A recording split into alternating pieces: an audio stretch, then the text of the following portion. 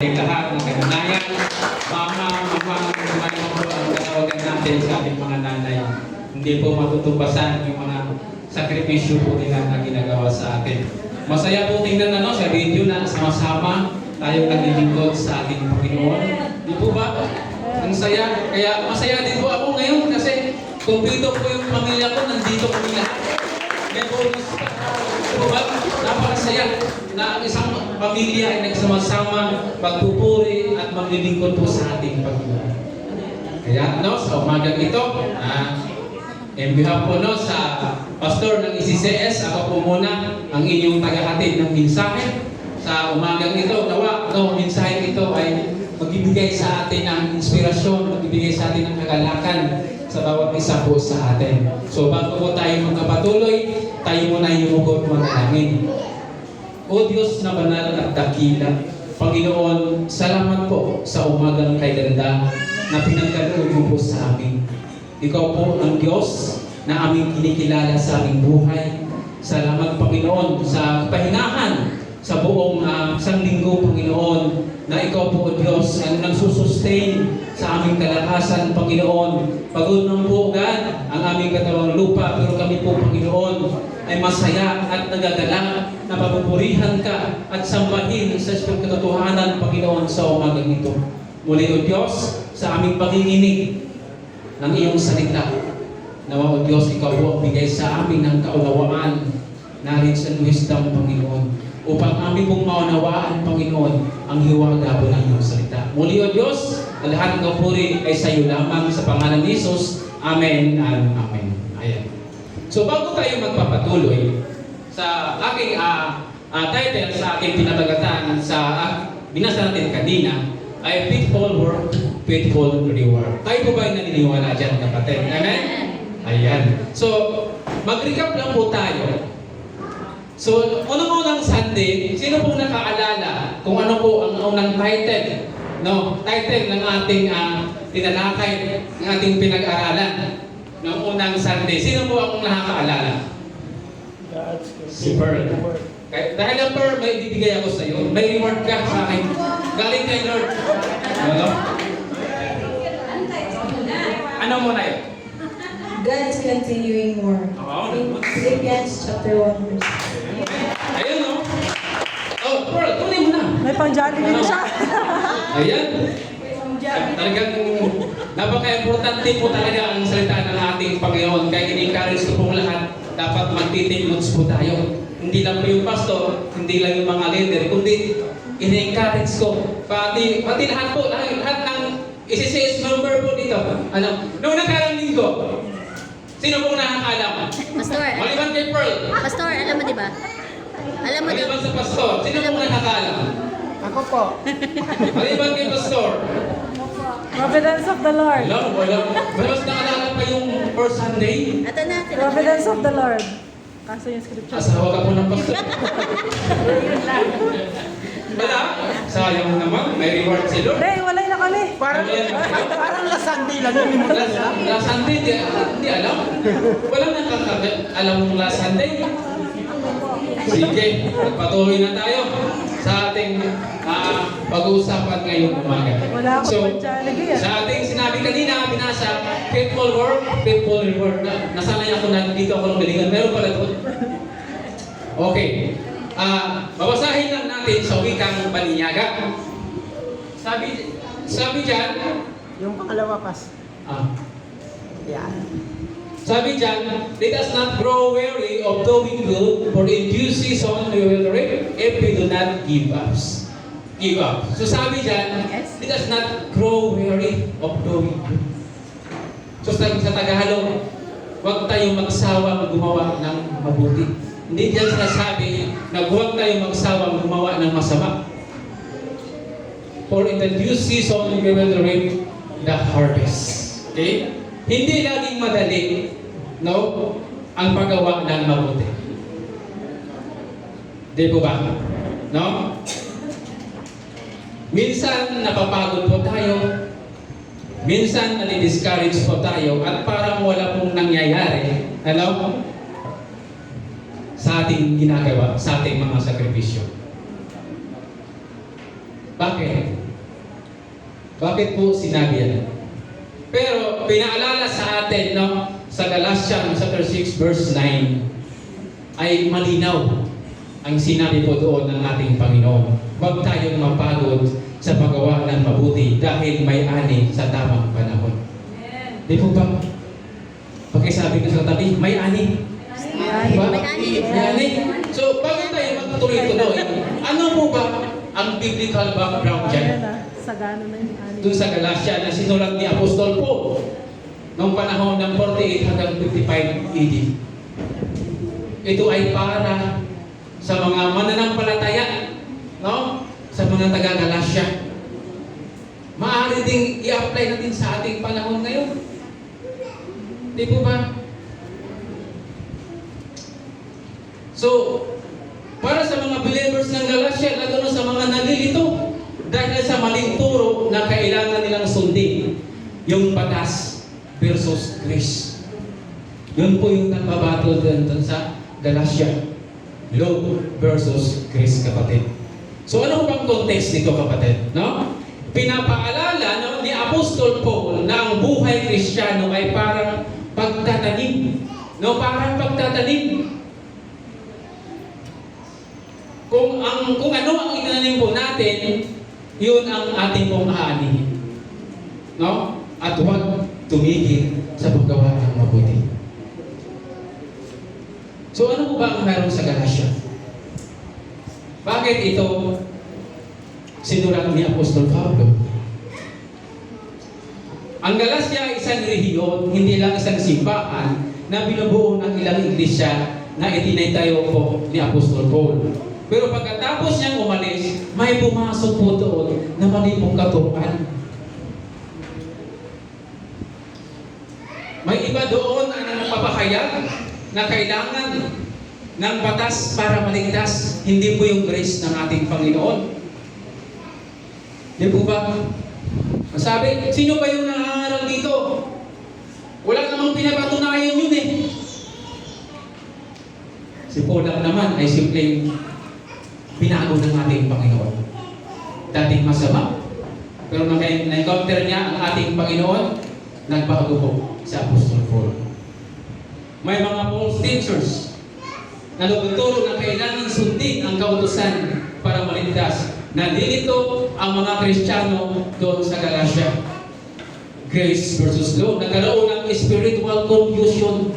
No? Nagkaroon sila ng discouragement. Sino ba talaga yung susundin ko? Ito bang batas o ito yung grace ng Panginoon? Dahil sa presyo, sa struggle, napagod sila sa paggawa ng mabuti. No? So, sabi ni Apostol Paul, sa 6:9, huwag tayong magsawang gumawa ng mabuti. Kasi, nakikita niya, no? Nakikita niya, may mga nanlalambot ng mananampalataya sa Galatia. May mga gustong sumuko na, nanghihina. Dahil may nagadala na maling aral doon sa lugar na yun, mga kapatid. No? Kaya ang mensahe ni Apostol Pablo, sinabi niya, oo, mahirap. Oo, may presyo. Pero, huwag po tayong sumuko. Bakit sabi nga sa tabi, huwag kang sumuko. Di ba ba? Ano po bang dahilan kung bakit niya sinabi ito, kapatid? Para po palangasin po tayo. Maaaring isa sa atin ang nanghihina na po sa pananampalataya dahil sa maraming problema, mga pagsubok na ating pinagdaanan. Kaya sabi niya Apostol Paul, huwag tayong magsawang gumawa ng mabuti. Dahil sa pagod at discouragement, kailangan natin ng encouragement, kapatid. Di po ba? Kaya po tayo nandito dahil ini-encourage po natin ang bawat isa. No? Ini-encourage po natin para ibalik sila sa tamang pukos. Yun po ang nais ni Apostol Paul. Dahil sa kalituhan doon sa Galatia, hindi sa law, kundi sa grace po ni Kristo. Tayo po ay naligtas sa pamamagitan ng unang grasya ng ating Panginoon. Pinaalala niya ang pangako ng Diyos, may Diyos season 2. No? o may tamang panahon sa pag-ani.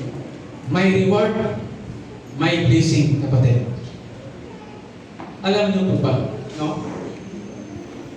Minsan ang buhay natin, sino rito yung mga nagdadayet? May cellphone na. Isa. Parang nagdadayet, ano? Oo, syempre. Laging day one.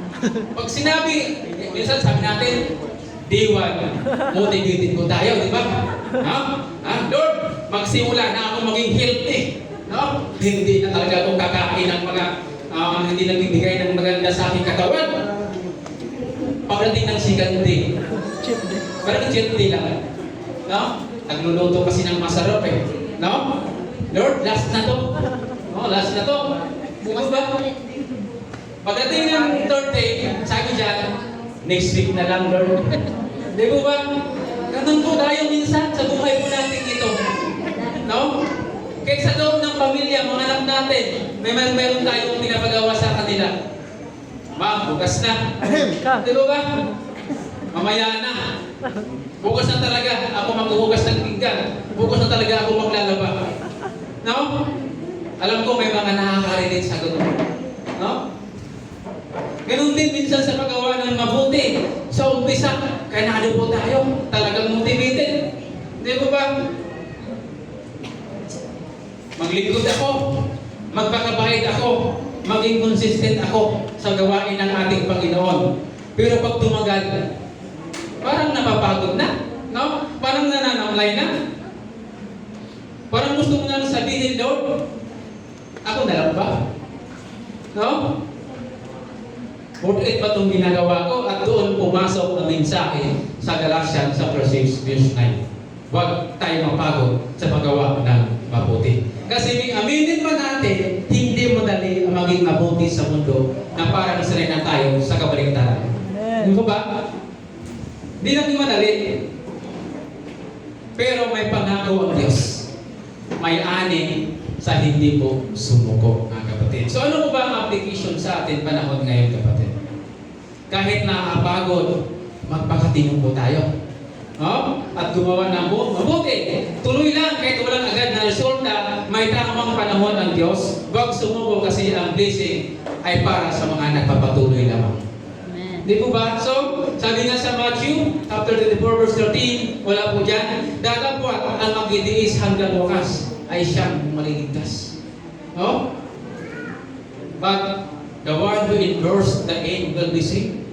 Ang tunay na pananampalataya ay hindi lang malakas sa simula, kundi mananatiling tapat hanggang wakas kahit may pagsubok. Amen?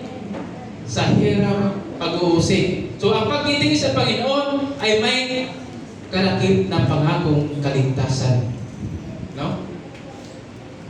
Kaya ngayong araw, pag-usapan natin kung paano manatiling faithful kahit nakakapagod na.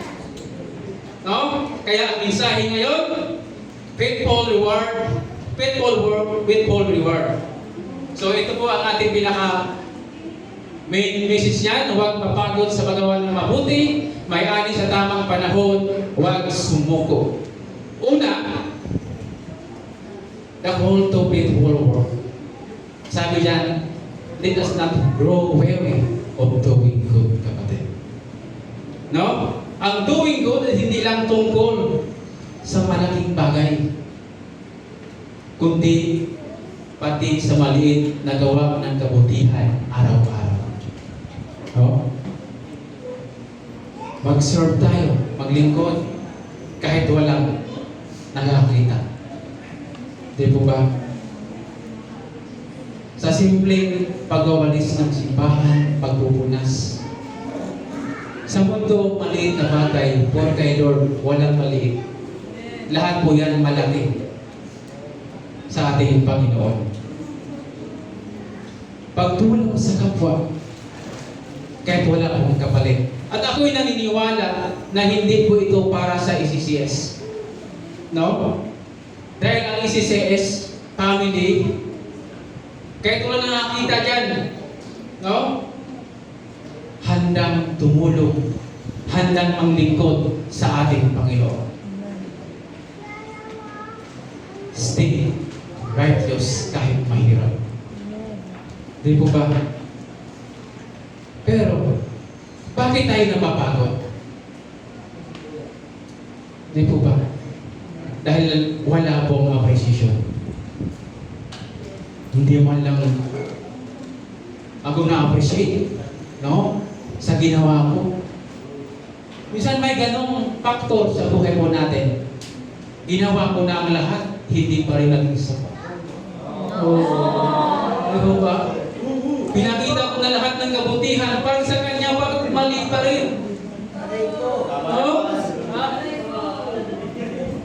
Dahil walang appreciation. Pero sa ICCS, lagi po yan may appreciation. Dahil ang ating pong senior pastor ay lagi po yan nag-appreciate sa atin. Amen? Bakit ko alam? Dito po ako nanggagaling eh. Ha? Dito po ang church ko.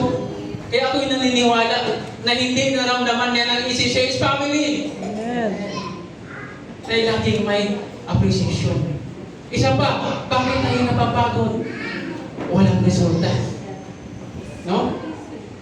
Walang resulta. Yung ginagawa natin. No? Bakit napapagod tayo? Dahil inuuna natin yung ating naramdaman. No? Overcalling. Pero tandaan natin, ang Diyos hindi nakalimot sa bawat mabuting gawa po natin. Di po ba? Sabi nga dyan ni William Barclay, ano sabi niya? Si Barclay naman ay nag-highlights na ang paggawa ng mabuti ay minsan nakapagod emotionally. No? Lalo na kung walang response ang tinulungan mo. Tama, hindi. Kaya minsan, naramdaman na ng ilan sa atin. Parang walang nangyayari. Ang Christian godliness ay hindi nakadependent dun sa resulta, kundi sa obedient po sa ating Panginoon. Ang paggawa ng mabuti ay hindi nasusukat sa bilis mo ng resulta, kundi sa katapatan po ng ating puso. Sabi dyan, unang Corinthians chapter 15, verse 58, your labor in the Lord is not in vain. No? Kaya wala na nakakita sa lupa, may Diyos na nakakita po sa langit sa atin. Ano pong application nito sa atin? Kapag napagod ka sa ministry, normal lang yan. Di po ba? Sino ba rito easy-easy lang? Di po ba? Walang easy po sa ministry. No? Kapag parang walang nangyari, God is still working. Di po ba? Yun yung unang mensahe natin sa buwan na ito. God continuing work. Kapag gusto mo nang sumuko, tandaan natin, may harvest po na darating. Di po ba? Kaya, don't quit. God's timing is always perfect. Hindi man ngayon, hindi man bukas. Mas maganda yung plano ng Diyos ang siyang masusunod po sa buhay natin. Kaya yun po yung pinaka-perfect po, mga kapatid.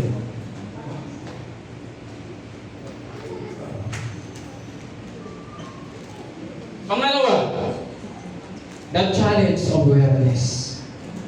May challenge. Sabi dyan, normal ang pagod, hindi normal po ang sumuko. Amen? Maraming Kristiyano ang nagsimula ng mainit, pero nagtapos na malamig. Di ba ba? Bakit? Dahil hindi nila nalabanan yung pagod, yung discouragement, at waiting season. Minabadali po nila ang lahat ng bagay. Kaya nakuha ko, gusto ko lang ma-share sa ating Panginoon. Dati, diba, nag-pray ko lang magkaroon talaga ako ng motor. Dahil yung motor ko na yun, talagang lumang-luma na. Kumbaga talagang discount na yung sinakadilyo. Ilang taon po ako naghintay, but si Lord, pinupupay niya yung motor. Bininta ko yung motor ko dati. At kumuha pa ako ng bago. Kaya ngayon mga kapatid, sabi ko, Lord, itong motor na ito ay ialay ko sa iyo. Magagamit ko ito pang araw-araw at the same time, magagamit ko po sa ministry na ipinagkakaloob mo sa akin. Dahil sa next Sunday po, maaaring hindi nyo pa ako makikita dito. Dahil sa next Sunday, ako po na-invite po sa Mayagay Christian Alliance Church. Dahil sa motor na yan, nawa dumating na po yung papel. No? Kaya, maghantay lang tayo. May due season po, no? Ang ating Panginoon. Huwag mapagod. May mga may sign ng spiritual weariness, kapatid. Una, nawalan ka na ng gana maglingkod. Bakit? Napagod. Maraming mga dinadaanan ng mga struggle sa buhay. May mga lubak-lubak. Hindi lahat smooth. Di po ba? Hindi naman pinapangako ng Diyos. Pag sumunod ka sa akin, ang dadaanan mo ay magiging espartado. Hindi po red carpet ang dadaanan mo. Marami ka pong dadaan ng lubak-lubak. Pero ang pinangako ng Diyos sa atin, kapatid, sasamahan niya tayo sa ating paglalakbay bilang Kristiyano. Yun po ang panghahawakan natin. Hindi niya pinangako na maging madali po ang buhay natin dito. Pangalawa, nawawala na ang joy sa ministry. Pero hindi ko rin nakikita dito yan sa ICCS na nawawala. Dahil ang una, mayroon po tayong joy.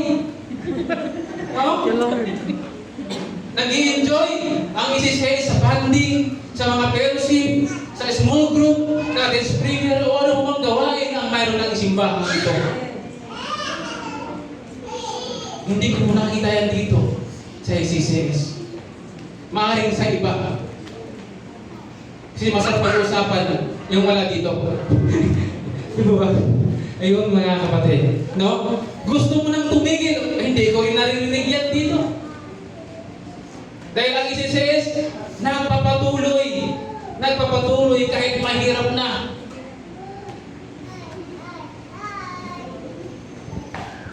Sabi nga dyan ni Matthew Henry, ang weariness ay nangyayari kapag ang puso natin ay nangihina sa paggawa ng mabuti. Di ba? Maliwanag. Kaya nagkaroon tayo ng weariness, kapatid.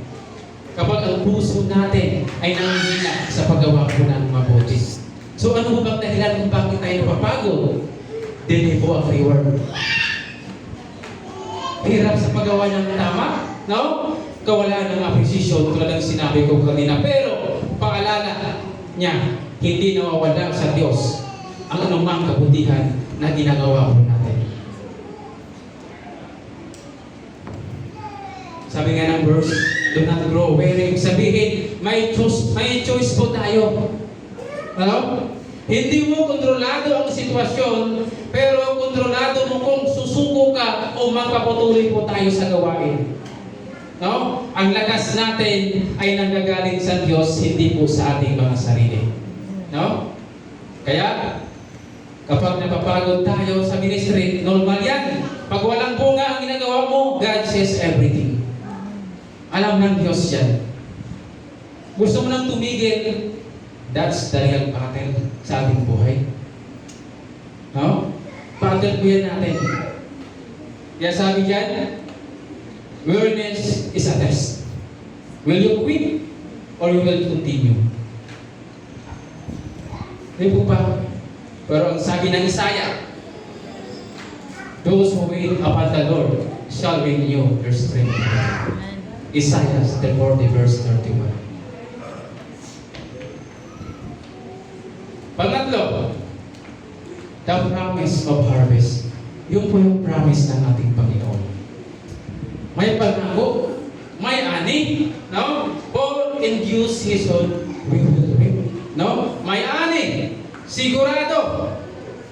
Hindi instant reward, no? Hindi yan microwave, kundi mayroon pong pagtatanim. May panahon ng planting, waiting, and harvest, mga kapatid. Pero garantisado po yan. Guaranteed po ang reward. Pag nagtanim ka ngayon, maghihintay po tayo. Hindi po nagtanim tayo na ngayon ng saging mo, gas na bunga na yan. Bahala na po dyan ng Panginoon sa paglago.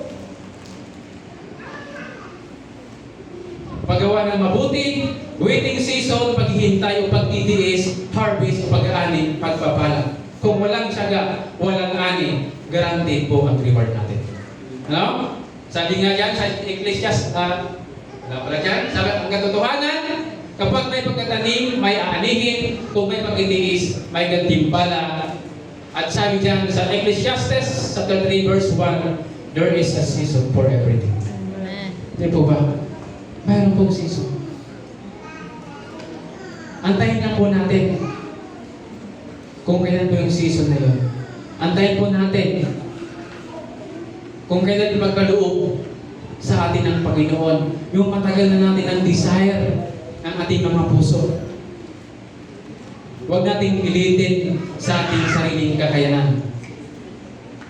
Kaya ang importanteng tanong, handa ka bang maghintay sa tamang panahon ng Diyos? Amen. Amen? Sabi nga dyan ni John Stott, ang harvest ay isang siguradong pangako, hindi po possibility. Di po ba? Maliwanag. Hindi sinabi ni Paul na baka tayo mag-aanig. Walang sinabing baka. No? Kundi, kaya patuloy lang tayo gumawa ng mabuti. Ibig sabihin, guaranteed ang reward ng Diyos para sa tapat na gumawa ng mabuti sa Kanya. Kahit nga hindi tayo naging tapat, mayroon pa rin reward ang ating Panginoon sa araw-araw natin. Ano pa kaya kung tayo naging tapat sa ating Panginoon? Welcome, my faithful servant. Hindi na niya sinabi doon na welcome sa mga sumusunod sa akin. Gusto niya, tapat. Dahil maraming sumusunod na hindi naman po tapat. Hindi ko ba, kailangan ng Diyos ay faithful po tayo. Continue doing good kahit walang resulta ngayon. Trust God timing kahit delayed. Hold on the promise kahit mahirap po. No? Kung may pagtatanim, may aanihin, kung may pagtitiis, mayroon pong gantimpala na darating po sa ating buhay. Pang-apat na condition. Ang condition niyan, do not give up. Huwag kang sumuko. If you do not give up, so ito po ang susi. Perseverance, the key, mga kapatid. No? Ang pagtsatsaga. Maraming nawawala ang blessing hindi dahil kulang sa effort, kundi dahil sumuko sila bago dumating ang breakthrough. No? Maliwanag po ba mga kapatid? Legit. No? Sumuko sila bago dumating ang breakthrough. Imagine, nagtatanim po tayo. Atin pong dinidiligan araw-araw, pero bago pa tumubo, tumigil ka na. Ano? Sayang ang ani. Ano man ginagawa to? Nagtatong buwan na ako. Kaka-disciple dito sa taong ito. Parang walang nangyari. Di po ba? Parang doon pa rin siya sa dating niyang gawain. Kahit pa mag-isang taon niyan, kapatid, patuloy ka pa rin gumawa ng mabuti. Dahil ang Diyos po ang nagpapatuloy. Siya po ang gumagawa. Gagawin na po part natin. Tayo po ang magtatanim. Sabi nga dyan, Hebrews chapter 10, verse 36. You need to preserve so that when you have done the will of God, you will receive what He has promised. So, ang reward ay para sa mga hindi sumusuko.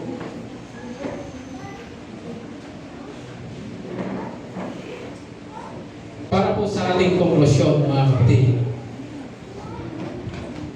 magpatuloy sa paggawa ng mabuti. Amen. Huwag mapagod. Maghintay sa Diyos. Huwag sumuko. Kapag sumuko ka, Hindi dahil walang ani, kundi dahil hindi mo hinahantay ang panahon ng ani.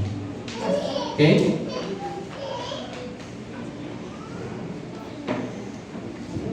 Pag pagod ka, magpahinga lang. No? Pero huwag mo tayong sumuko. Pag discourage ka, balikan mo ang calling mo kung saan ka tinawag ng ating Panginoon. Pag gusto mo nang tumigil, remember why you started. Saan ka po nagsimula? Paano ka tinawag ng ating Panginoon?